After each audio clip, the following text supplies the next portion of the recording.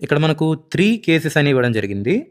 First కేస్‌లో వచ్చేసరికి మనం VA = VB అని కన్సిడర్ చేస్తున్నాం. అంటే potential difference at point A is VA, potential difference at point B is VB. Let us say ఈ 2 potentials అన్నవి equal అనుకుందాం. ఈ కేస్‌లో వచ్చేసరికి ఇవి ఆల్రెడీ మనకు ఈక్విలిబ్రియంలో ఉన్నాయి. సో, చార్జ్ అనేది ట్రాన్స్‌ఫర్ అవ్వడం జరగదు. సో, చార్జ్ ట్రాన్స్‌ఫర్ జరగదు కాబట్టి మనకు కరెంట్ ఫ్లో కూడా ఉండదు. So, current flow is no.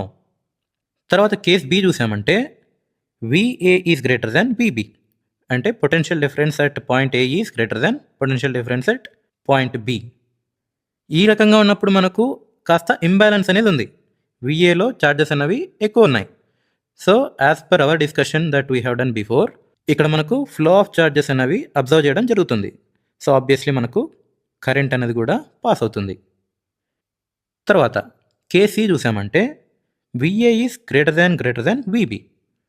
అంటే VA దగ్గర ఉన్న పొటెన్షియల్ డిఫరెన్స్ VB కంటే కాస్త ఎక్కువ ఉందనుకుందాం compare to case B. So, అప్పుడేమవుతుంది మనకు కేస్ బిలో వెళ్ళే కరెంట్ కంటే మనకు కేస్ సిలో మచ్ కరెంట్ అనేది పాస్ అవ్వడం జరుగుతుంది. ఎందుకంటే ఎంత ఇంబ్యాలెన్స్ ఉంటే అంత కరెంట్ అనేది పాస్ అవుతుంది. ఇందాక చూసాం. And same like that case డీలో మనకు ఏమవుతుంది, VA is greater than VB అనుకుంటే మనకు అప్పుడు కరెంట్ ఏమవుతుంది, ముందు కేసెస్లో కంటే చాలా చాలా ఎక్కువగా పాస్ అవ్వడం జరుగుతుంది. సో, ఇక్కడ మనం గుర్తుపెట్టుకోవాల్సింది ఏంటంటే VA = VB అన్నప్పుడు కరెంట్ అనేది పాస్ అవ్వలేదు. But VA greater than VB అన్నప్పుడు పాస్ అయింది. అలాగే VA వాల్యూ పెరిగే కొద్దీ VB కంటే మనకు కరెంట్ వాల్యూ కూడా పెరుగుతూ వెళ్ళింది. సపోజ్ మనం దీన్ని రివర్స్లో చూసామంటే VA గ్రేటర్ దాన్ VB కాకుండా మనకేం చెప్తాం, VB గ్రేటర్ దాన్ VA అనుకుందాం. అలాంటప్పుడు ఏమవుతుంది, అలాంటప్పుడు VB నుంచి VA ట్రాన్స్ఫర్ అవుతుంది. బట్ ఓన్లీ వన్ కేస్లో మాత్రమే మనకు కరెంట్ అనేది ఫ్లో అవ్వదు. అదేది VA = VB.